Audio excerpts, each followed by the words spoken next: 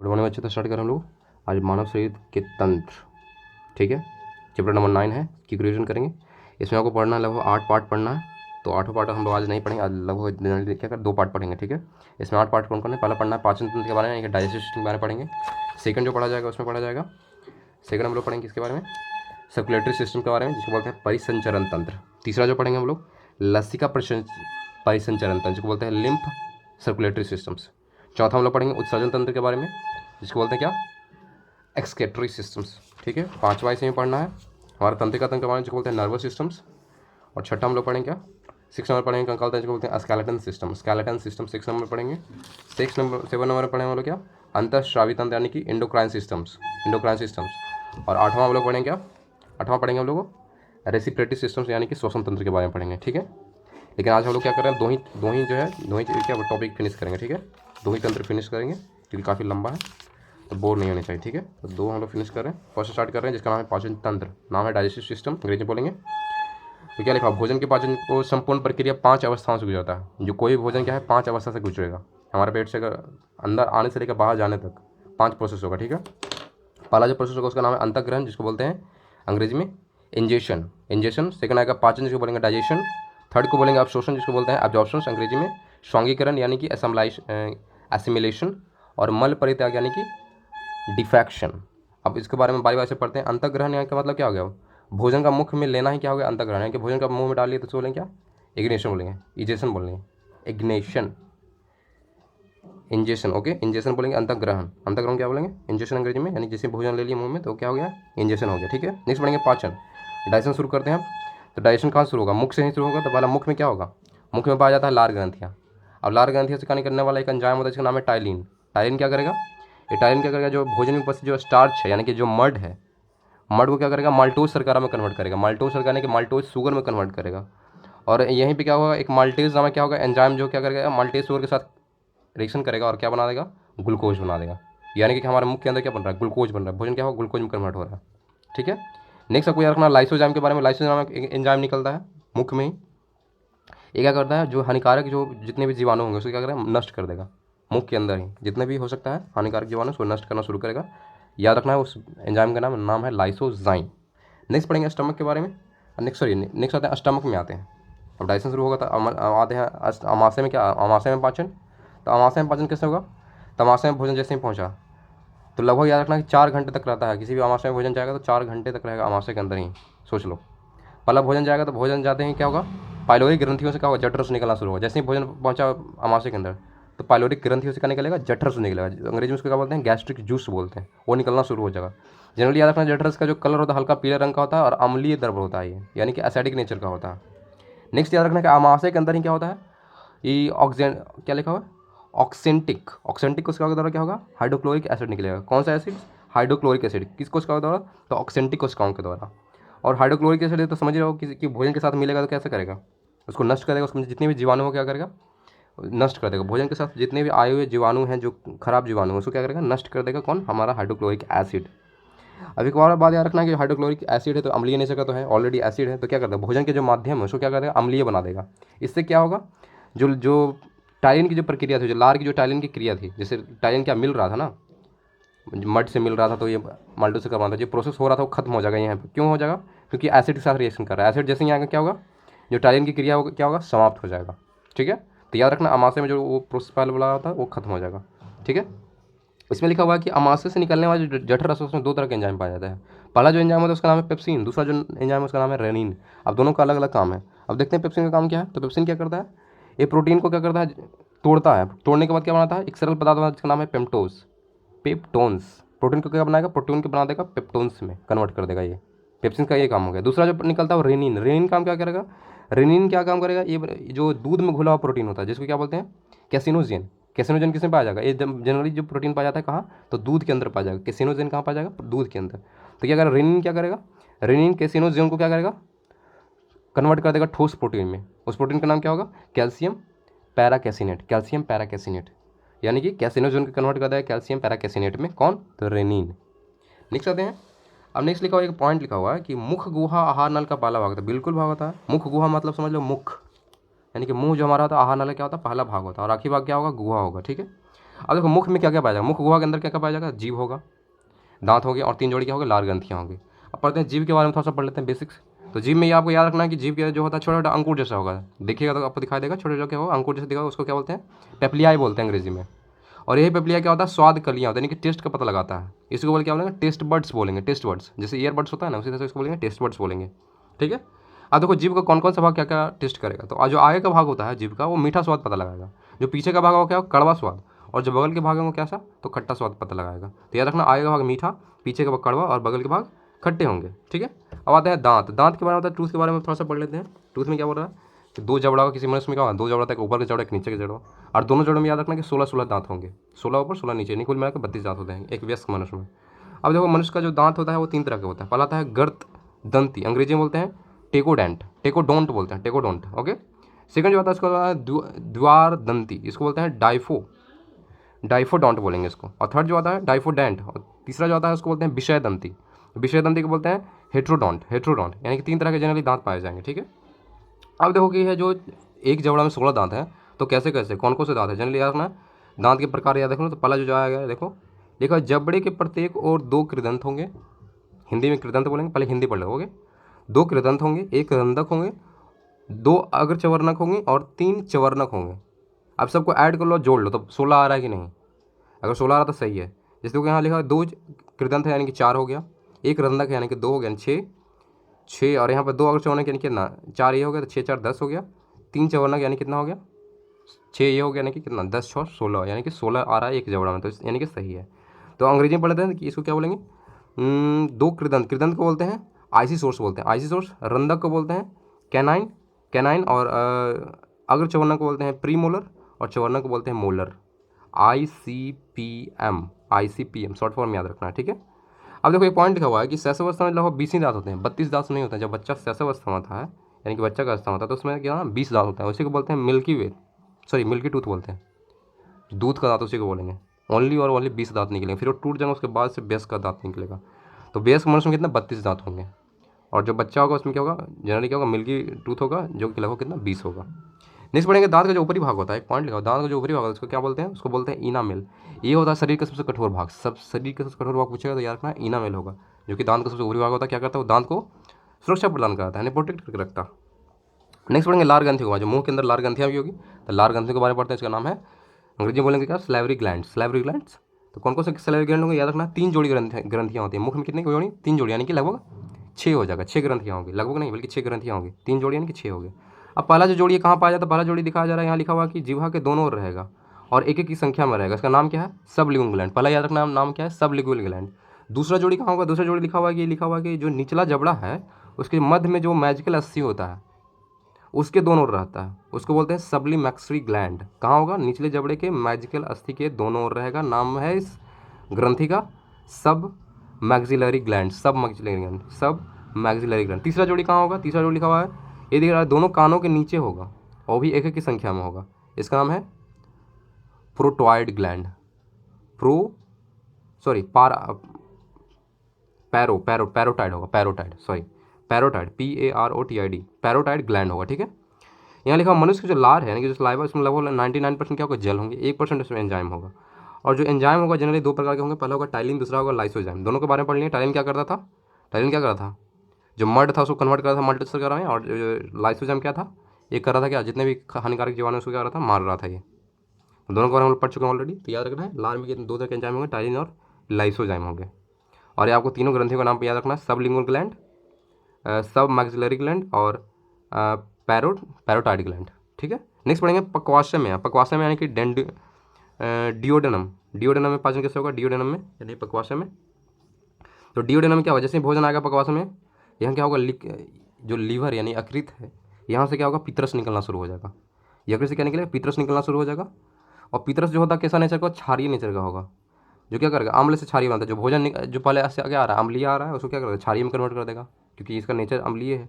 पित्रस को अंग्रेजी में बोलते हैं बाइल डक्ट, ठीक है। ऐसा पॉइंट लिखा हुआ है। नेक्स्ट पॉइंट लिखा हुआ है कि अग्नाशय का रस आकर भोजन में मिलता है, और 3 प्रकार के इसमें एंजाइम होते हैं। अब अग्नाशय से क्या निकलेगा, अग्नाशय रस निकलेगा, जो कि अगर भोजन से मिलेगा, और उसमें क्या 3 तरह के एंजाइम पाए जाएंगे। अब कौन कौन से एंजाइम में पढ़ लेते हैं भाई। तो पहले ज़्यादा ट्रिप्सिन आता है, दूसरा का नाम है एमाइलेज और लाइपेज। अब तीनों का काम क्या क्या है, ध्यान से देखिएगा। ट्रिप्सिन क्या करता है, प्रोटीन और पेप्टोन को पॉलीपेप्टाइड्स में कन्वर्ट करेगा। प्रोटीन और पेप्टोन को क्या इसमें पॉलीपेप्टाइड्स में कन्वर्ट करेगा, साथ में अमीनो अम्ल भी बनाएगा। प्रोटीन और पेप्टोन को पॉलीपेप्टाइड तथा अमीनो अम्ल में परिवर्तित करता है। ठीक है, नेक्स्ट पॉइंट याद रखना, इसका नाम एमाइलेज। एमाइलेज का काम क्या है, यह माड़ यानी कि स्टार्च को क्या करेगा, घुलनशील शर्करा यानी कि शुगर में परिवर्तित करता है। घुलनशील शर्करा यानी कि शुगर में कन्वर्ट कर देगा, स्टार्च को क्या करेगा, शुगर में कन्वर्ट कर देगा यानी कि शर्करा बना देगा।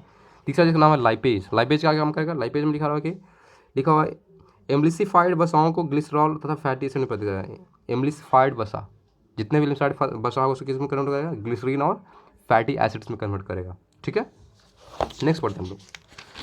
नेक्स्ट में लिखा हुआ है छोटी आंत में पाचन, यानी कि स्मॉल इंस्टेंटाइन में कैसे पाचन होगा। तो यहाँ देखिए कैसे पाचन शुरू होगा। पहला लिखा हुआ कि छोटी आंत की दीवारों पर आंतरिक रस निकलता है, आंतरिक रस निकलेगा और इसमें क्या होगा, एंजाइम पाए जाएंगे। जो रस निकलता है उसमें बहुत सारे एंजाइम है, एंजाइम का नाम देखें। पहला आता है इरेप्सिन, दूसरा है माल्टेज, तीसरा है सुक्रेज, चौथा है लैक्टेज और पांचवा है लाइपेज। लगभग 5 तरह के एंजाइम्स निकलते हैं किसके द्वारा, तो ये छोटी आंत के दीवारों से निकलता है। ठीक है, आप पढ़ते हैं सबका यूज क्या है। तो इरेप्सिन क्या करता है, इरेप्सिन करता है जो प्रोटीन और पेप्टोन को अमीनो अम्ल में परिवर्तित करता है, प्रोटीन और पेप्टोन को अमीनो एसिड्स में कन्वर्ट करेगा। दूसरा आता है माल्टेज। माल्टेज क्या करेगा, माल्टोज को ग्लूकोज में कन्वर्ट करेगा। माल्टोज को ग्लूकोज में कौन करेगा, माल्टेज करेगा। सुक्रेज क्या करेगा, सुक्रेज करेगा सुक्रोज को ग्लूकोज में कन्वर्ट करेगा, तो साथ में फ्रुक्टोज भी देगा। सुक्रोज क्या करेगा, सुक्रेज क्या करेगा, सुक्रेज इसका नाम है SUCRAC है, ये क्या करेगा, सुक्रोज को ग्लूकोज और फ्रुक्टोज में परिवर्तित करता है। नेक्स्ट पढ़ेंगे लैक्टेज के बारे में। लैक्टेज क्या करेगा, लैक्टोज को ग्लूकोज और ग्लैक्टोज में कन्वर्ट करेगा। लैक्टोज को ग्लूकोज और ग्लैक्टोज में परिवर्तित करेगा। नेक्स्ट पढ़ते हैं पांचवा का नाम है लाइपेज। लाइपेज का काम क्या है, ये लिखा एम्लिसिफाइड वसाओं को ग्लिसरॉल और फैटी एसिड में परिवर्तित करता है। एम्लिसिफाइड वसाओं को क्या करेगा, ग्लिसरीन और फैटी एसिड में कन्वर्ट करेगा। ठीक है, परिवर्तित करेगा। नेक्स्ट पढ़ेंगे, यहाँ देखिए नेक्स्ट पॉइंट में लिखा हुआ है कि जो आंतरिक रस होता है वो क्षारीय नेचर का होता है। कैसा होता है, क्षारीय होता है। इसलिए जो स्वस्थ मनुष्य में प्रतिदिन लगभग कितने, हाँ एक पॉइंट याद रखना है कि जो स्वस्थ मनुष्य अगर है तो उसमें लगभग कितने लीटर, तो 2 लीटर ये आंतरिक रस निकलता है। सोच लो 2 लीटर, स्मॉल इंस्टान से कितने लीटर, 2 लीटर लगभग आंतरिक रस स्रावित होता है, यानी कि निकलता है। सोच लो प्रतिदिन 2 लीटर रस निकलेगा आंतरिक रस स्वस्थ मनुष्य में। और आंतरिक रस का नेचर पूछेगा तो याद रखना क्षारीय होगा। नेक्स्ट पढ़ेंगे, नेक्स्ट प्रोसेस का नाम क्या है, अब्सॉर्प्शन जिसको बोलते हैं। एब्जॉर्प्शंस, एब्जॉर्प्शन किसको बोलेंगे, जो पचा हुआ भोजन का जो है रुधिर में पहुंचना, यानी कि ब्लड में पहुंचना ही क्या कहलाएगा, अब्सॉर्प्शन कहलाएगा। अब भोजन पच गया हो ब्लड तक जाना जरूरी है, उसे क्या बोलेंगे, अवशोषण बोलेंगे। लिखा हुआ पचे हुए भोजन का अवशोषण छोटी आंत की रचना उदग्र के द्वारा होता है। उदग्र जो बोलते हैं, जो अवशोषण कैसे होगा, जो छोटी आंत में पार्ट होता है उसका नाम क्या है, उदग्र। उदग्र के द्वारा क्या होगा, पचा हुआ भोजन का अवशोषण होगा। उदग्र को अंग्रेजी में बोलते हैं बिली। बिली के द्वारा क्या होगा, भोजन जो पचा हुआ भोजन का क्या होगा, अवशोषण होगा। चौथा पोर्शन का नाम है स्वांगीकरण, काफ़ी इंपॉर्टेंट। स्वांगीकरण को बोलते हैं अंग्रेजी में एसिमिलेशन। एसिमिलेशन का मतलब होता है अवशोषित भोजन का शरीर में उपयोग में लाया जाना, यानी कि उपयोग कर लिया आप, जो भी आपने अवशोषित भोजन लिया है उसका उपयोग अगर आप कर लिए तो उसको बोलेंगे स्वांगीकरण, यानी कि एसिमिलेशन बोलते हैं। उस प्रोसेस को बोलेंगे एसिमिलेशन। पांचवा जो आएगा उसका नाम है मल प्रत्यक्ष, सबको पता है। इसको बोलेंगे डिफॉर्केशन। डिफॉर्केशन में क्या होगा, अपच भोज, यानी कि जो भोजन पच चुका है या जो नहीं पचा है, जितना हम लोग पचाना था पचा लिए, जो बचा हुआ भोजन है उसको क्या आएगा, बड़ी आंत में जाएगा। और बड़ी आंत में क्या होगा, जीवाणु इसे क्या करेगा, जीवाणु से मल में कन्वर्ट कर देगा। और मल क्या नहीं होगा, गुदा से निकल, यानी कि एनएस से होकर बाहर निकल जाएगा। यहाँ देखो, यहाँ जीवाणु यहाँ हेल्प करता है मल बनने में। ठीक है, अब लेकिन नेक्स्ट पॉइंट है, ये टॉपिक है जिसका नाम है पाचन कार्य में भाग लेने वाले प्रमुख अंग। अब सब अंग के बारे में थोड़ा सा डिटेल पढ़ना, जो भाग लिया पाचन अंग में। पहला जो भाग लिया था लीवर। लीवर यानी हिंदी में बोलते हैं यकृत। यकृत हम थोड़ा सा पढ़ लेते हैं। यकृत क्या है, मानव शरीर की सबसे बड़ी ग्रंथि, याद रखना। मानव शरीर की सबसे बड़ी ग्रंथि कौन होगा, यकृत होगा। इसका वजन याद रखना लगभग 1.5 किलो से लेकर 2 किलो तक होता है। 1.5 के जी से लेकर 2 के जी तक होगा। यकृत द्वारा क्या होता है, पित्त स्रावित होता है। ठीक है, जो क्या करता है, एंजाइम की क्रिया को तीव्र करता है। जो पित्त निकलेगा वो क्या करेगा, एंजाइम की क्रिया को क्या करेगा, तेज कर देगा, तीव्र कर देगा। नेक्स्ट पॉइंट याद रखना है कि प्रोटीन विघटन के फलस्वरूप उत्पन्न विषैले अमोनिया। जब प्रोटीन जब टूटता है तो क्या निकलेगा, उत्पन्न जो विषैला अमोनिया निकलता है, साथ में हाँ लिखा, प्रोटीन विघटन के फलस्वरूप, यानी जब प्रोटीन टूटता है तो क्या निकलता है, जो विषैला अमोनिया निकलता है उसको क्या करता है, ये यूरिया में परिवर्तित करता है। कौन परिवर्तित करता है, हमारा यकृत। विषैले अमोनिया क्या करेगा, यूरिया में कन्वर्ट कौन करेगा, यकृत करेगा हमारा। ठीक है, नेक्स्ट पॉइंट में याद रखना, यकृत प्रोटीन की अधिकतम मात्रा को कार्बोहाइड्रेट में परिवर्तित करेगा। जिस जो मैक्सिमम पार्ट होगा प्रोटीन का पचाने के बाद उसको किस में कन्वर्ट करेगा, कार्बोहाइड्रेट पर कन्वर्ट करेगा। कौन, हमारा यकृत।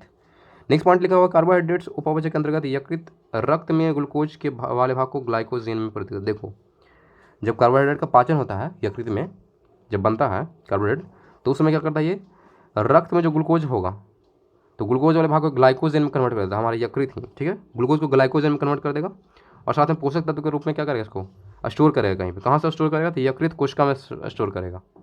यकृत को उसको बोलते हैं हैप्टिक सेल। हमने क्या पढ़ा, ये जो कार्बोहाइड्रेट जिस समय बनता है, प्रोटीन टूटने के बाद कार्बोहाइड्रेट जो बनता है, ठीक है, उस समय क्या होगा, ग्लूकोज को क्या करके कन्वर्ट कर देगा, इसको ग्लाइकोजन में कन्वर्ट करेगा हमारा यकृत, और इसको क्या करेगा, एक जगह स्टोर करेगा पोषण तत्व के रूप में। कहाँ स्टोर करेगा, तो हैप्टिक सेल यानी कि यकृत कोशिका के अंदर इसको स्टोर करके रखेगा। अब लिखा हुआ नेक्स्ट पॉइंट में, ग्लूकोज की आवश्यकता होने पर यकृत संचित ग्लूकोज को, देखो ये लिखा हुआ, अगर ग्लूकोज की आवश्यकता हमारा है ब्लड को, या हमारे शरीर को ग्लूकोज की आवश्यकता हो जाए तो क्या करेंगे, जो स्टोर किया हुआ ग्लाइकोजन था उसको फिर से क्या करेगा, ग्लूकोज में कन्वर्ट कर देगा। इससे पहले क्या किया था, ग्लूकोज को ग्लाइकोजन में कन्वर्ट किया और फिर स्टोर किया। लेकिन जब जरूरत पड़ेगा तो उल्टा भी कर सकता है ये, जब ग्लूकोज की आवश्यकता हो तो क्या करेगा, जो ग्लाइकोजन स्टोर है उसको क्या करेगा, ग्लूकोज में कन्वर्ट कर देगा, ठीक है। और फिर इस प्रकार से लिखा हुआ है कि रक्त में ग्लूकोज की मात्रा को नियमित करता है। इस ऐसा क्यों करता है, उस उल्टा सीधा दोनों कर लेता क्यों करता है, ये जिन्हें का मेन काम क्या है, रक्त में ग्लूकोज की मात्रा को नियंत्रित करना। अगर कम हो जाए तो ज़्यादा करेगा, ज़्यादा हो जाए तो कम करेगा, ठीक है। तो याद रखना इसका मेन काम क्या है, ग्लूकोज की मात्रा को नियंत्रित करना। कहाँ, तो रक्त के अंदर। और लिखा है भोजन में वसा की कमी होने पर यकृत कार्बोहाइड्रेट कुछ भाग को वसा में बदल। देखो जैसे आपका भोजन है उसमें आपको वसा की कमी है, जब घी वगैरह नहीं लगता, भोजन में अगर वसा की कमी है तो यकृत खुद ब खुद क्या करेगा, कार्बोहाइड्रेट के कुछ भाग को क्या करेगा, वसा में कन्वर्ट कर देगा। ये सोच लो, इसमें इतना पावर है। नेक्स्ट पढ़ेंगे पॉइंट लिखा फाइब्रिनोजेन के बारे में। फाइब्रिनोजेन का नाम एक प्रोटीन का उत्पादन यकृत में ही होता है। क्या है, प्रोटीन है एक तरह का, फाइब्रिनोजेन नामक प्रोटीन का उत्पादन क्या होता है, यकृत में ही होता है। जो क्या करता है, रक्त में थक्का बनने में मदद करता है, यानी कि ब्लड को जमने में मदद करता है, थक्का बनने में मदद करता है कौन, फाइब्रिनोजेन। ये याद रखना होगा आपको। नेक्स्ट पढ़ते हैं हिपैरिन के बारे में। हिपैरिन क्या है, ये प्रोटीन का उत्पादन यकृत में ही होता है, असाधारण शरीर में अंदर रक्त को जमने से रोकता है। देखो रक्त को जमाना था फाइब्रिनोजेन, और रक्त को जमने से अगर रोकना है तो हिपैरिन होगा। अगर ये पूरी तरह से जम जाए तो क्या हमारा ब्लड सर्कुलेट हो जाता है, यानी कि धड़कन रुक जाएगा, तो हिपैरिन होना जरूरी है, जो क्या करेगा, रक्त को जमने नहीं देगा, नहीं कि सूखने नहीं देगा। हिपैरिन ये भी कहाँ उत्पादन होगा, यकृत के अंदर ही होगा। दोनों काफ़ी इंपॉर्टेंट है, फाइब्रिनोजेन और हिपैरिन।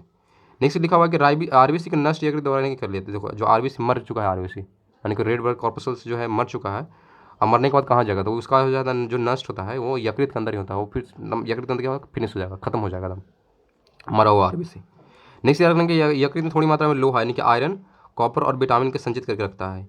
सोच लो यकृत जो हमारा लीवर है उसमें क्या होगा, आयरन भी स्टोर रहेगा, कॉपर भी स्टोर रहेगा, साथ में विटामिन भी संचित रहेगा, लेकिन थोड़ा मात्रा में रहेगा। नेक्स्ट पॉइंट याद रखना है कि शरीर के ताप को बनाए रखने में मदद करता है, यानी कि टेम्परेचर को मेंटेन करने के लिए भी लीवर काफ़ी इंपॉर्टेंट रोल है। नेक्स्ट लिखा भोजन में अगर जहर है, किसी ने भोजन में जहर खा के मर चुका है, कोई व्यक्ति अगर जहर खा के मरा है भोजन में, तो उसका मेन सुराग किससे पता चलेगा, यकृत से, यानी कि लीवर से ही पता चलेगा। लीवर के बारे में जांच कर लिए तो सारा चीज़ पता चल जाएगा। नेक्स्ट टॉपिक का नाम है पित्ताशय। जो नेक्स्ट हमारा अंग है उसका नाम है पित्ताशय, अंग्रेजी में बोलते हैं गॉल ब्लैडर। गॉल ब्लैडर के बारे में पढ़ने तो लिखा हुआ पित्ताशय नाशपाती के आकार जैसा होता है। कैसा, नाशपाती जैसा होता है, जिसमें यकृत से निकलने वाले पित्त जमा रहते हैं। पित्ताशय में क्या होगा, यकृत से निकलने वाले जो पित्त होता है वो कहाँ जमा होगा, पित्ताशय के अंदर ही रहेगा, यानी कि तरह का बर्तन समझ लो और क्या, जहाँ पित्त जमा होगा। नेक्स्ट पॉइंट में रखा पित्ताशय का पक्वासन से गिरना, पित्ताशय का जो पक्वाशय में गिरना क्या कहलाता है, प्रतिवर्ती क्रिया के द्वारा होता है।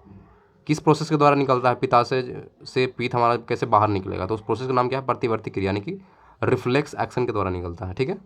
पित्त के बारे में बोल रहा है कि हरे रंग का होता है, पीले हरे रंग का क्षारीय द्रव है, पीला भी और हरा भी है, ठीक है। पीले हरे रंग का क्षारीय द्रव है, यानी कि बेसिक नेचर का। इसका पीएच वैल्यू कितना होता है, 7.7 होता है, याद रखना 7.7 होगा पित्त का पीएच मान, जो क्या होगा, क्षारीय होगा, ठीक है। नेक्स्ट लिखा होगा कि पित्त में जल की मात्रा का पूछेगा तो 85% जल होगा, बाकी बचा हुआ भाग जो होगा पित्त वर्णक के रूप में, यानी कि कलर के रूप में होगा। कलर इसमें 12% होते हैं, सोच लो। इसको बोलते हैं बिली पिगमेंट बोलते हैं, पित्त वर्णों क्या बोलते हैं, बाइल पिगमेंट या बिली पिगमेंट बोल सकते हैं इसको, ठीक है। अब पित्त के बारे में पढ़ते हैं, यानी कि बाइल के बारे में पढ़ते हैं। बाइल का मुख्य कार्य क्या है, तो इसका काम क्या है, पित्त का मेन काम क्या है, भोजन के माध्यम को क्षारीय करना। पहला काम तो ये है कि भोजन के माध्यम को क्षारीय कर दो। दूसरा काम क्या है, हानिकारक जीवाणु को नष्ट करना, ठीक है। तीसरा काम क्या है, वसाओं का इम्लिस्करण करना, यानी कि क्या लिखा, इम्लिसिफिकेशन ऑफ द फैट, इम्लिस्करण करना वसाओं का। 3 काम हो गया। नेक्स्ट याद रखना है कि ये विटामिन के का अवशोषण में सहायता होता है। एक सेकेंड, यह विटामिन के अवशोषण में सहायक होता है, यानी विटामिन के को अवशोषित करना है तो उसके लिए क्या होना चाहिए, पित्त का जरूरी होना है। पित्त क्या करेगा, विटामिन के को अवशोषित करने में हेल्प करेगा। नेक्स्ट पॉइंट लिखा पित्त वाहिनी में अवरोध होने पर, देखो ये यहाँ है कि पीलिया कैसे होता है। पीलिया कैसे होता है, देखो क्या होता है, जो पित्त वाहिनी यानी कि पित्त जो रस निकलता है या जाता है, जो वाहिनी मतलब क्या होगा, रास्ता मान लो, पित्त वाहिनी में अवरोध आ जाता है तो उससे क्या होगा, यकृत कोशिकाएं रुधिर से बिलिरुबिन लेना बंद कर देगा। जो यकृत कोशिका है वो रुधिर से यानी कि ब्लड से क्या लेना बंद कर देगा, बिलिरुबिन लेना बंद कर देगा। इससे क्या होगा, अगर बंद कर देगा तो क्या होगा, बिलिरुबिन संपूर्ण शरीर में फैलना शुरू हो जाएगा। ये नहीं ले रहा है ब्लड, अगर नहीं ले रहा है यकृत कोशिका रुधिर से, अगर नहीं ले, जो यकृत अगर नहीं ले रहा है ब्लड से अगर बिलिरुबिन, तो पूरे ब्लड में क्या हो जाएगा, पूरे शरीर में फैल जाएगा। इस तरह से बिलिरुबिन की मात्रा काफ़ी ज़्यादा हो जाएगा कि नहीं। अगर यकृत ले ही नहीं रहा है तो क्या हो जाएगा, पूरे शरीर में फैला जाएगा ब्लड के थ्रू। तो बिलिरुबिन की मात्रा पूरे शरीर में फैल जिसके होते हैं पीलिया बोलते हैं, कि पीलिया हो गया। लोग बोलता है ना कि पीलिया हो गया, तो इसी कारण से होता है, पित्तवाहिनी में अवरोध होने के कारण होता है। नेक्स्ट पॉइंट आता है जिसका नाम है अग्नाशय पैनक्रियाज। पैनक्रियाज का काम क्या है भाई पाचन में, तो यह लिखा है कि मानव शरीर का दूसरी सबसे बड़ी ग्रंथि दूसरी सबसे बड़ी ग्रंथि पूछा तैयार करना, उसका नाम क्या है, अग्नाशय। मानव शरीर की सबसे बड़ी ग्रंथि कौन है, अग्नाशय यानी कि पैनक्रियाज है। इसमें लिखा हुआ है कि क्या, यह एक अंतःस्रावी और बाह्यस्रावी दोनों है, दोनों प्रकार की ग्रंथि, अंतःस्रावी और बाह्यस्रावी। अंतःस्रावी इसको बोलेंगे जिसमें क्या हो, नलिकाहीन होगा यानी कि नलिकाएं नहीं होगी। और बाह्यस्रावी का मतलब ऐसा यानी कि उसमें नलिका यानी कि एक्सोक्राइन होगा। इसको बोलेंगे एंडोक्राइन, इसको बोलेंगे एक्सोक्राइन, यानी कि नलिका होगा तो उसको बोलेंगे एक्सोक्राइन। ठीक है, तो दोनों तरह का होता है इसको दोनों तरह का बोलते हैं, अंतःस्रावी और बाह्यस्रावी दोनों बोल सकते हैं इसको, अग्नाशय को। ठीक है, नेक्स्ट याद रखना, अग्नाशय में जो रस निकलता है, अग्नाशय रस निकलता है, उसमें लिखा हुआ 98% जल होता है, 98% जल होगा। और जो शेष भाग होगा वो लवण और एंजाइम के फॉर्म में होगा। 98% जल होगा, बाकी जो होगा लवण और एंजाइम होगा। यह क्षारीय द्रव होता है। कैसा होता है, तो क्षारीय नेचर का होता है। क्यों होता है, क्योंकि पीएच वैल्यू 7.5 से लेकर 8.3 तक होता है, 7.5 से लेकर 8.3 होगा। इसमें लिखा हुआ 3 प्रकार के मुख्य भोज्य पदार्थ, जैसे कि कार्बोहाइड्रेट, वसा और प्रोटीन को पचाने के लिए एंजाइम होते हैं। जिसमें एंजाइम होता है जनरली किस चीज़ के लिए होता है, तो कार्बोहाइड्रेट, वसा और प्रोटीन को पचाने के लिए होगा। ठीक है, इसी कारण इसको क्या बोलते हैं, पूर्ण पाचक भी बोला जाता है। पूर्ण पाचक रस बोलते हैं किसको, अग्नाशय रस को बोलेंगे पूर्ण पाचक रस। और क्या होता है, जो एंजाइम इसमें जो प्रोड्यूस जनरली क्या होता है, प्रोटीन ही होता है। जो एंजाइम होता है क्या है, एक तरह का प्रोटीन होता है। ठीक है, अब नेक्स्ट पढ़ते हैं लैंगरहंस के द्वीप का। ये भी क्या करता है, आइसोलेट्स ऑफ लैंगरहंस, ये भी क्या करता है, हेल्प करता है हमारे पाचन में। तो ये क्या करता है, ये अग्नाशय का ही एक भाग है। अग्नाशय का ही एक भाग है, काम क्या है लिखा, नेक्स्ट लिखा हुआ कि इसका खोज किसने करा था, खोज किया था लैंगरहंस। वैज्ञानिक का नाम क्या है, लैंगरहंस, इसका नाम ही रख दिया गया लैंगरहंस के द्वीप का। ठीक है, तो लैंगरहंस ने इसका खोज क्या करे थे। अब इसमें लिखा बहुत सारे कोशिकाएं पाए जाते हैं, जैसे कि बीटा कोशिका, अल्फा कोशिका और गामा कोशिका। तो बीटा कोशिका क्या करता है, बीटा कोशिका से इंसुलिन, अल्फा कोशिका से ग्लूकॉन और गामा कोशिका से क्या निकलता है, स्टेटोस्टेटिन निकलता है। स्मेटोस्टेटिन नामक हार्मोन्स निकलता है। 3 तरह के हार्मोन निकलेंगे तीनों कोशिकाओं से। इसके अंदर बहुत सारी कोशिकाएं होंगी, जैसे बीटा कोशिका, अल्फा कोशिका और गामा कोशिका। बीटा से निकलेगा इंसुलिन, अल्फा से निकलेगा ग्लूकॉन और हमारा गामा से निकलेगा स्टेटोस्टेटिन नामक हार्मोन्स निकलता। इंसुलिन के बारे में थोड़ा सा बोले तो इंसुलिन के बारे में, इंसुलिन यानी कि इंसुलिन के बारे में पढ़ो कि इसका जो खोज किया था वैटिंग और वेस्ट ने किया था, सन 1921 में किया था। किसने खोज किया था, तो इंसुलिन का खोज किया गया था वैटिंग और बेस्ट ने किया था। कब, 1921 में। अब इसके बारे में तो पढ़ चुका ऑलरेडी, कि लिखा हुआ कि अग्नाशय के एक भाग लैंगरहंस के द्वीप से बीटा कोशिका के द्वारा स्रावित होता है। ये तो ऑलरेडी पढ़ चुके हैं। नेक्स्ट याद रखना है कि ग्लूकोज को ग्लाइकोजन बनने की क्रिया में नियंत्रित करता है। यानी ग्लूकोज को ग्लाइकोजन बनाना है तो उसको नियंत्रित कौन करेगा, हमारा इंसुलिन ही करेगा। नेक्स्ट इंपॉर्टेंट पार्ट है इंसुलिन के बारे में, कि इंसुलिन के अल्पस्राव से क्या होता है, मधुमेह होता है। अगर कम निकल रहा है आपके बॉडी में इंसुलिन तो समझिएगा आपको मधुमेह यानी कि शुगर हो जाएगा, यानी कि डायबिटीज़, आपको नमक रोग हो सकता है। इसी की कमी का होता है, यानी कि इंसुलिन कम प्रोड्यूस होता है, क्या होता है, डायबिटीज़ हो जाता है। लिखो कि डायबिटीज़ किसको बोलेंगे, जनरली बोलता है ग्लूकोज में, रुधिर में यानी कि ब्लड में ग्लूकोज की मात्रा बढ़ना ही मधुमेह कहलाता है। अगर ब्लड में आपको ग्लूकोज की मात्रा बढ़ गया तो समझिएगा आपको मधुमेह हो गया, यानी कि शुगर हो गया, या तो डायबिटीज़ हो गया, उसको बोल सकते हैं डायबिटीज़ हो गया आपको। क्या होता है, ब्लड में ग्लूकोज की मात्रा बढ़ जाना, इसे बोलते हैं मधुमेह। नेक्स्ट पॉइंट रखना है इंसुलिन के अति स्रवण से, यानी कि काफ़ी ज़्यादा कम होगा तो ये मधुमेह हो जाएगा, लेकिन अगर काफ़ी ज़्यादा होने लगे तो इंसुलिन की मात्रा काफ़ी ज़्यादा अगर स्रावित होने लगे तो उसको एक बीमारी होगा, इसका नाम है हाइपोग्लाइसीमिया नाम है। हाइपोग्लाइसीमिया आपको बीमारी होगा। हाइपोग्लाइसीमिया क्या होता है, इससे होता है जनन क्षमता तथा दृष्टि ज्ञान कम हो जाता है, यानी कि बच्चा पैदा करने की क्षमता आपको घट जाएगी, साथ में दृष्टि ज्ञान भी क्या होगा, कम जाए, यानी कि दिखाई भी कम देगा आपको अगर ज़्यादा स्रावित होगा तो। हाइपोग्लाइसीमिया इसको बोलते हैं, हाइपोग्लाइसीमिया नामक बीमारी होगा। ठीक है, ग्लूकॉन के बारे में लिखा हुआ है क्या, ग्लूकॉन यह ग्लाइकोजन को पुनः ग्लूकोज में परिवर्तित करता है। ग्लूकॉन एक पार्ट है, इसको के बारे में याद रखना है। फर्स्ट पढ़ चुके हैं, इंसुलिन के बारे में लोग पढ़ चुके हैं। अब नेक्स्ट पढ़ेंगे जो क्या निकलता है, अल्फा सेल से निकलता है ग्लूकॉन। ठीक है, तो ग्लूकॉन के बारे में पढ़ रहे हैं, तो ग्लूकॉन क्या करता है, ग्लाइकोजन को पुनः ग्लूकोज में कन्वर्ट करेगा, ग्लाइकोजन को पुनः ग्लूकोज में परिवर्तित करता है ग्लूकॉन। तीसरा जो निकल रहा था किसके द्वारा, गामा से निकल रहा था, स्मेटोस्टेटिन।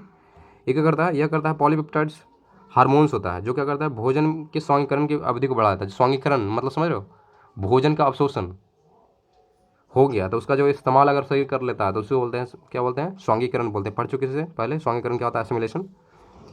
मतलब जो पचा हुआ भोजन, अवशोषित भोजन का शरीर द्वारा इस्तेमाल ही क्या कहलाएगा, स्वांगीकरण कहलाएगा। तो क्या करेगा, स्वांगीकरण की जो अवधि है उसको बढ़ा देगा। कौन बढ़ा देगा, स्टोमेटोस्टीन बढ़ा देगा। क्यों बढ़ा देगा, क्योंकि क्या है, पॉलीपेप्टाइड क्या है, हार्मोन है। अब देखो, अब इसका पूरा सारांश अगर पूछेगा तो ये इतना छोटा सारांश है पूरा हमारा डाइजेस्टिव सिस्टम का। तो ध्यान से देखिएगा, लार कहाँ से निकलता है, तो पहले तो याद रखो कि लार निकलता है मुंह से। तो मुंह में पाचन शुरू होगा तो मुंह से निकलेगा लार। एंजाइम कौन सा हो लार में होता है, टाइलिन होता है और माल्टेज होता है। टाइलिन का काम क्या होता है, मड को माल्टोज में कन्वर्ट करना। और माल्टेज का काम क्या होता है, माल्टेज का काम होता है माल्टेज को ग्लूकोज में कन्वर्ट करना। ये फिनिश हो गया। लार के बाद फिर आता है जठर। जठर कहाँ निकलता है, तो लीवर में, यानी कि यकृत में निकलता है। तो यकृत में निकलता है तो जठर में दो तरह के एंजाइम पाए थे, पेप्सिन और रेनिन, है कि नहीं। तो पेप्सिन क्या करेगा, पेप्सिन करेगा प्रोटीन को कन्वर्ट करेगा पेप्टोन्स में। पेप्टोन्स में कन्वर्ट करेगा कौन, पेप्सिन करेगा। पेप्सिन प्रोटीन के साथ मिलेगा और बनाएगा पेप्टोन्स। रेनिन क्या करेगा, रेनिन बनाएगा केसिन को कन्वर्ट कर देगा किस में, केसिन को कन्वर्ट कर कैल्शियम पैरा कैसिनेट में कन्वर्ट कर देगा। Calcium para कैसिनेट। केसिन कहाँ पाया जाएगा, दूध के अंदर पाया जाता है जनरली, है कि नहीं। केसिन कहाँ होगा, दूध में होगा। तो रेनिन क्या करेगा, केसिन को कैल्शियम पैरा कैसिनेट में कन्वर्ट कर देगा। नेक्स्ट होता है अग्नाशय रस। अग्नाशय रस कहाँ निकलता है, तो अग्नाशय में निकलेगा। तो अग्नाशय रस में कौन कौन से एंजाइम होता है, तो जनरली होता है ट्रिप्सिन होता है, एमाइलेज होता है और लाइपेज। तीन तरह के जनरली एंजाइम होंगे, ट्रिप्सिन, एमाइलेज और लाइपेज। अब तीनों का काम देखिए। ट्रिप्सिन क्या करेगा, प्रोटीन को कन्वर्ट करेगा पॉलीपेप्टाइड्स में। ट्रिप्सिन प्रोटीन को पॉलीपेप्टाइड्स में। एमाइलेज करेगा मड को, यानी कि स्टार्च को कन्वर्ट करेगा शर्करा यानी कि शुगर में कन्वर्ट करेगा। मल्टेज मड को शर्करा में। लास्ट है जिसका नाम है लाइपेज। लाइपेज क्या करता है, बसा को कन्वर्ट करता है बसा अम्ल और ग्लिसरॉल में, यानी कि फैटी एसिड और ग्लिसरॉल में कन्वर्ट करके इसको बसा को कन्वर्ट कर देगा। ठीक है। नेक्स्ट होता है लिखा हुआ आंतरीय रस, यानी कि इंटरनल बोल सकते हैं। इंटरनल जो रस है यानी कि ये कहाँ निकलता है, ये आपको पता है छोटी आंत में निकलता है, पढ़ चुके हैं। तो अब कौन कौन से इसमें एंजाइम पाए जाएंगे, इरेप्सिन होगा, माल्टेज होगा, लैक्टेज होगा, सुक्रेज होगा, लाइपेज होगा। सबका यूज पढ़ते हैं। इरेप्सिन करेगा कन्वर्ट प्रोटीन को अमीनो अम्ल में, यानी कि अमीनो एसिड्स बनाएगा इरेप्सिन। इरेप्सिन करेगा प्रोटीन को अमीनो अम्ल में। माल्टेज क्या करेगा, माल्टेज करेगा माल्टेज को ग्लूकोज में कन्वर्ट। माल्टोज को ग्लूकोज में कौन करेगा कन्वर्ट, माल्टेज करेगा।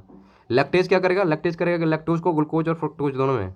लैक्टेज क्या करेगा, लैक्टोज को ग्लूकोज और फ्रुक्टोज दोनों में कन्वर्ट करेगा। नेक्स्ट पढ़ते हैं सुक्रेज। सुक्रेज तो क्या करेगा, सुक्रेज करेगा सुक्रोज को ग्लूकोज और लैक्टोज में करेगा। ग्लूकोज को सॉरी सुक्रेज करेगा सुक्रोज को कन्वर्ट करेगा। सुक्रोज को किस में तोड़ेगा, ग्लूकोज और ग्लैक्टोज में। नेक्स्ट जो लास्ट है इसका नाम है लाइपेज। लाइपेज लाइपेज क्या करेगा, फर्स्ट बसा को यानी कि फैट को क्या करेगा, बसीय अम्ल यानी कि फैटी एसिड और ग्लिसरॉल में कन्वर्ट करेगा। कौन, तो लाइपेज। लाइपेज वसा को वशीय अम्ल और ग्लिसरॉल। ये हमारा खत्म हो गया, कौन, डाइजेस्टिव सिस्टम खत्म हो गया। नेक्स्ट टॉपिक पढ़ेंगे जिसका नाम है परिसंचरण तंत्र। ये दूसरा और आखिरी है, तो ध्यान दीजिएगा। परिसंचरण तंत्र को बोलते हैं अंग्रेजी में सर्कुलेटरी सिस्टम। ठीक है, तो ध्यान दीजिएगा। रक्त परिसंचरण तंत्र की खोज किया गया था 1628 ईस्वी में। रक्त परिसंचरण तंत्र यानी जनरली इसमें ब्लड सर्कुलेशन का पढ़ेंगे। ठीक है, तो इसका खोज जो किया गया था ब्लड सर्कुलेशन का, किसने करा था 1628 में, किसने करा था, तो विलियम हार्वे ने किया था। याद रखना, रक्त परिसंचरण की खोज 1628 में विलियम हार्वे ने किया था। ठीक है, इसके अंदर तो निम्न 4 भाग होते हैं। 4 भाग रहेगा तो ही पूरे तंत्र को बोलेंगे। परिसंचरण तंत्र के अंदर का 4 भाग आएंगे। पहला आएगा हृदय आएगा, धमनियाँ होगी, सिराएँ होंगी और रुधिर होगा। रुधिर यानी कि ब्लड। अब देखो अंग्रेजी में क्या बोले, हार्ट, ये हृदय यानी कि हार्ट हो गया, धमनियाँ यानी कि आर्टरीज हो गया और सिराएँ यानी कि वेन्स हो गया और रुधिर यानी कि ब्लड हो गया। ये 4 चीज़ रहेंगे तब जाकर परिसंचरण तंत्र पूरा होगा। ऐसा नहीं कि सिर्फ ब्लड होगा तो काम चलेगा, ऐसा नहीं, चारों होना चाहिए। अब हृदय का थोड़ा सा पढ़ लेते हैं। हृदय के ऊपर एक हृदय आवरण होगा।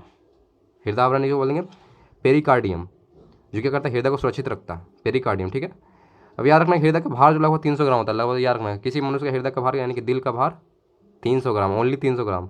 जो शरीर का सबसे व्यस्त अंग है, बिल्कुल व्यस्त है, रुका तो आप गए। शरीर का सबसे व्यस्त अंग क्या होगा, हृदय होगा।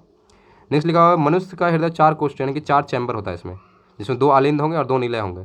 जो आगे का भाग होगा उसमें क्या होगा, आलिंद होगा और पीछे का भाग क्या होगा, नीला होगा। उसमें एक दायां आलिंद होगा, एक बायां आलिंद होगा, है कि नहीं। उससे से पीछे का जो भाग होगा उसमें बायां नीले और दायां नीले होगा। ठीक है, तो ये रखना 2 आलिंद और 2 नीले होता है, 4 चैम्बर होता है हमारा हार्ट के अंदर। ठीक है, लिखा हुआ कि दाएं आलिंद और दाएं नीले के बीच में एक कपाट होता है, उसको बोलते हैं त्रिलवनी कपाट। दाएं आलिंद और दाएं नीले दोनों दायां दायां पार्ट है, उसके बीच में क्या रहेगा, दोनों दायां नीला आलिंद और नीले के बीच में क्या रहेगा, त्रिवलनी कपाट होता है। पूछा नहीं जाए लेकिन याद रखना है, त्रिवलनी कपाट जिसको बोलेंगे ट्राइक्यूस्पिड वाल्व, ट्राइक्यूस्पिड वाल्व बोलेंगे। और बात है बाएं आलिंद और बाएं नीले के बीच में क्या होगा, द्विलनी कपाट होगा। द्विलनी कपाट बोलेंगे बाइस्क्यूपिड वाल्व होगा। ठीक है, ये याद रखना। नेक्स्ट पॉइंट लिखा, शरीर से हृदय की ओर रक्त ले जाने के लिए जो रक्त वाहिनी हो उसको क्या बोलेंगे। अब शरीर से हम कहाँ ले जाना है, शरीर से ब्लड जो है हृदय के पास ले जाना, तो उसके लिए इस्तेमाल करेंगे सीरा का। सीरा यानी कि वेन का इस्तेमाल करेंगे। सीरा का इस्तेमाल होता है किस लिए, शरीर से ब्लड को हृदय के पास ले जाने के लिए, ठीक है। सीरा में याद रखना हमेशा क्या रहेगा, अशुद्ध रक्त फ्लो करेगा, हमेशा अशुद्ध रक्त, सीरा के अंदर क्या होगा, अशुद्ध रक्त फ्लो करेगा। लेकिन क्या है, एक अपवाद है, कौन सा अपवाद है, तो उसका नाम है पाल्मोनरी, पाल्मोनरी वेन है जो है, पाल्मोनरी सीरा जो है, इसमें क्या होता है, शुद्ध रक्त फ्लो करता है, ये इसका अपवाद है। बाकी जितने भी सीरा में, सारे सीरा में याद रखना अशुद्ध रक्त फ्लो करेगा, अशुद्ध रक्त, सीरा में अंदर अशुद्ध रक्त, और अपवाद का नाम याद रखना है पाल्मोनरी सीरा, ये अपवाद है। नेक्स्ट पढ़ते हैं, हृदय से शरीर की ओर ले जाना है। अगर अब हृदय से क्या करना है, पूरे शरीर में फैलाना है ब्लड को, तो उसके लिए इस्तेमाल करेंगे धमनी का, धमनी यानी कि आर्टरी का इस्तेमाल किया जाएगा। और आर्टरी क्या करेगा, शुद्ध रक्त को ले जाएगा, यानी कि जो हृदय से शुद्ध रक्त निकला उसको क्या ले जाएगा, पूरे शरीर में फैलाएगा। तो आर्टरी क्या करेगा, यानी कि जो धमनी है क्या करेगा, शुद्ध रक्त को मतलब ले जाएगा, इसमें शुद्ध रक्त फ्लो करेगा, ठीक है। लेकिन इसका भी अपवाद वही होगा, पाल्मोनरी धमनी, पाल्मोनरी धमनी क्या होगा, अशुद्ध होगा, अशुद्ध ब्लड फ्लो करेगा पाल्मोनरी धमनी में। उल्टा याद है, जहाँ पे पाल्मोनरी आ जाएगा समझ लो कि उल्टा काम करना शुरू कर देगा, ठीक है। नेक्स्ट पॉइंट पढ़ते हैं कि लिखा हुआ, हृदय की मांसपेशियों को रक्त पहुंचाने वाली वाहिनी को कोरोनरी धमनी कहते हैं। कोरोनरी धमनी, क्या लिखा हुआ, हृदय की मांसपेशियों, हृदय से क्या करना है, मांसपेशियों तक ब्लड पहुंचाना, ब्लड को कहाँ, मांसपेशियों तक पहुंचाना। तो किसके द्वारा करेंगे, तो कोरोनरी धमनी के द्वारा करेंगे, कोरोनरी आर्टरी के द्वारा करेंगे, ठीक है। और यही अगर रुक जाता है ना, यही ब्लड अगर रुक जाता है, रुकावट निकालता है, हार्ट अटैक आता है। हार्ट अटैक इसी कारण आता है, जब हृदय से मांसपेशी, हृदय की मांसपेशियों को रक्त पहुंचाने वाली वाहिनी को, हृदय की मांसपेशियों को, हृदय की मांसपेशी, जो हृदय का जो मांसपेशी है जो धड़क रहा है, उसके लिए भी तो मांसपेशी लगता है ना हृदय के लिए। तो जो हृदय की मांसपेशी को रक्त पहुंचाने वाली धमनी को क्या बोलेंगे, कोरोनरी धमनी बोलेंगे। ये नहीं कि हृदय से मांसपेशी तक, हृदय की मांसपेशी तक, ठीक है। जो हृदय का मांसपेशियों को वहाँ तक रक्त पहुँचाने वाले धमनी क्या बोलेंगे, कोरोनरी धमनी बोलेंगे। और वही मांसपेशी के पास अगर और नहीं ब्लड पहुँच रहा है तो क्या होगा, रुक जाएगा ब्लड, हृदय रुक जाएगा, मांसपेशी रुक जाएगा, हृदय रुक जाएगा, है कि नहीं। तो उसी कारण क्या होगा, हार्ट अटैक आता है, वही ब्लड रुक जाता है इसी कारण, ठीक है। तो हृदय की मांसपेशियों को रक्त पहुंचाने वाली धमनी को, वाहिनी को कोरोनरी धमनी बोलते हैं। और इसी में किसी प्रकार की रुकावट होने पर हृदयघात यानी कि हार्ट अटैक होता है, ठीक है। नेक्स्ट पढ़ते हैं, नेक्स्ट जो पार्ट है, नेक्स्ट पॉइंट लिखा हुआ है कि हृदय का क्या होता है, संकुचन होता है और शीतलन होता है। इसी को क्या बोलते हैं, हृदय की धड़कन बोलते हैं। धड़क रहा है हृदय से मतलब क्या हो रहा है, संकुचन हो रहा है, साथ में शीतलन हो रहा है। संकुचन को बोलेंगे सिस्टॉल हो रहा है, सिस्टॉल, और ये होगा डायस्टॉल, सिस्टॉल और डायस्टॉल होगा। और इसी प्रोसेस क्या बोलेंगे, हार्ट बीट बोलेंगे, कि हृदय धड़क रहा है, संकुचित हो रहा है, शीतलन हो रहा है। संकुचित मतलब सिकुड़ना, शीतलन मतलब फैलना, वही दोनों प्रोसेस क्या बोलेंगे कि हृदय धड़क रहा है। तो यार रखना, मनुष्य का जो हृदय है एक मिनट में लगभग 72 बार धड़कता है। अपने दिल पे हाथ रखिए, अब काउंट कीजिए, 72 बार आपका धड़कता है। मनुष्य का जो हृदय 1 मिनट में कितने बार, 72 बार। लेकिन बच्चा जो रहेगा, भ्रूण रहेगा, जो माँ के पेट में रहेगा, वो उसका जो हृदय धड़केगा 150 बार। कितना, 150 बार धड़कता है, सोच लो, 150 लगभग दुगना धड़केगा, दुगना बार धड़केगा। एक धड़कन में लगभग 70 ml रक्त पंप होता है। कितना, 70 ml, काफ़ी ज़्यादा पंप रक्त होता है। 70 ml क्या होगा, रक्त पंप होगा एक बार धड़केगा, तो सोच लो। नेक्स्ट पॉइंट लिखा हुआ कि एक सेकेंड, हाँ, नेक्स्ट पॉइंट लिखा हुआ कि समान मनुष्य का रक्तदाब जो कितना होता है, ब्लड प्रेशर कितना होगा। रक्तदाब का मतलब ब्लड प्रेशर, तो जनरल रहता है 120/180 लिखा हुआ, 120/80 mmHg। एच जी मतलब क्या होता है, पारा। देखो जो मशीन इस्तेमाल करते हैं स्फेग्नोमीटर, उसमें क्या होता है, पारा का इस्तेमाल किया जाता है। तो वही पारा के लिए इसलिए लिखा हुआ है कि इतना mm तक जाएगा, तो वही लिखा 120/80 mm होगा, mmHg होता है रक्तदाब, ठीक है, किसी भी सामान्य मनुष्य का। रक्तदाब मापने के लिए यंत्र जो इस्तेमाल करते हैं उसका नाम क्या है, स्फेगैनोमीटर, स्फेगैमोमीटर, याद रखना, स्फेगैमोमीटर। नेक्स्ट लिखा हुआ थॉरक्सिन्स एवं एड्रेनलिन स्वतंत्र रूप से हृदय की धड़कन को नियंत्रित करने वाले हार्मोन होते हैं। स्वतंत्र रूप से क्यों है, क्योंकि हमारे इस पर कंट्रोल नहीं है, इस पर हमारा कंट्रोल होगा ही नहीं, थॉरक्सिन और एड्रिनल पर। ये क्या है, एक तरह का स्वतंत्र रूप से हृदय की धड़कन को नियंत्रित करने वाले हार्मोन्स हैं, थॉरक्सिन और एड्रिनलिन। पूछेगा आपसे थायरोक्सिन और एड्रेनलिन क्या है, तो ये एक तरह का हार्मोन है जो क्या करता है, हृदय की धड़कन को नियंत्रित करता है। क्या है, हार्मोन है थायरोक्सिन और एड्रीनलिन, जो कि हृदय धड़कन को कंट्रोल करेगा। नेक्स्ट लिखा, रुधिर में उपस्थित कार्बन डाइऑक्साइड, अगर ब्लड में, रुधिर यानी कि ब्लड में अगर कार्बन डाइऑक्साइड की मात्रा अगर बढ़ जाता है आपका, तो इसका मतलब पीएच को कम करके हृदय गति बढ़ाता है। आपको क्या करेगा, देखो अगर जैसे कार्बन डाइऑक्साइड की मात्रा बढ़ेगा आपको ब्लड में, तो क्या करेगा, जो ब्लड का जो पीएच वैल्यू है उसका पीएच मान क्या कर देगा, कम कर देगा। यानी कि वो क्या था, एसिडिक नेचर का हो जाएगा, पीएच मान कम होना, ये क्या हो, एसिड बनना। तो वही होता है, जैसे कार्बन डाइऑक्साइड की मात्रा बढ़ जाता है कुछ शरीर में, ब्लड में, तो क्या होगा, ब्लड के पीएच मान को कम कर देगा। इससे क्या होगा, आपका हृदय की गति बढ़ जाएगा, यानी कि एकदम हार्ट बीट तेज हो जाएगा, ब्लड प्रेशर बढ़ जाएगा आपका। तो वही लिखा है, ये क्या करता है, अम्लीयता हृदय गति को बढ़ाती है और क्षयता हृदय गति। पॉइंट याद रखना, अम्लीयता यानी कि ब्लड की अम्लीयता जो हो जाएगा क्या कर देगा, हृदय गति को बढ़ाएगा। अगर वही क्षारीयता करेगा तो क्या वो गति को घटाएगा। तो वही है, अगर जिसका हार्ट अटैक ज़्यादा आ रहा है, सही हार्ट अटैक बोल रहे हैं, जिसका ब्लड प्रेशर काफ़ी ज़्यादा है, यानी कि काफ़ी ज़्यादा अम्लीय है वो उसका ब्लड, तो क्या उसको छाड़ देंगे पीने के लिए या खाने के लिए। और अगर किसी का क्या ब्लड प्रेशर काफ़ी कम है, यानी कि क्षारीयता है उसके अंदर ब्लड के अंदर, तो क्या करेंगे हम उसको क्या देंगे, आम्ल देंगे, ताकि उसका ब्लड क्या अम्लीय हो जाए, खट्टा चीज़ देंगे, है कि नहीं। तो क्या उसका ब्लड प्रेशर क्या बढ़ जाएगा। ये पॉइंट आपको याद रखना है। तो ये था हमारा आज के लिए परिसंचरण तंत्र और क्या था, पाचन तंत्र। ये दो था तंत्र हम लोगों ने फिनिश कर दिया। तो आज के लिए इतना ही, नेक्स्ट क्लास में मिलते हैं फिर से मानव शरीर तंत्र के लिए, जो नेक्स्ट पॉइंट होगा उसके लिए, ठीक है। तो आज के लिए इतना ही, थैंक यू।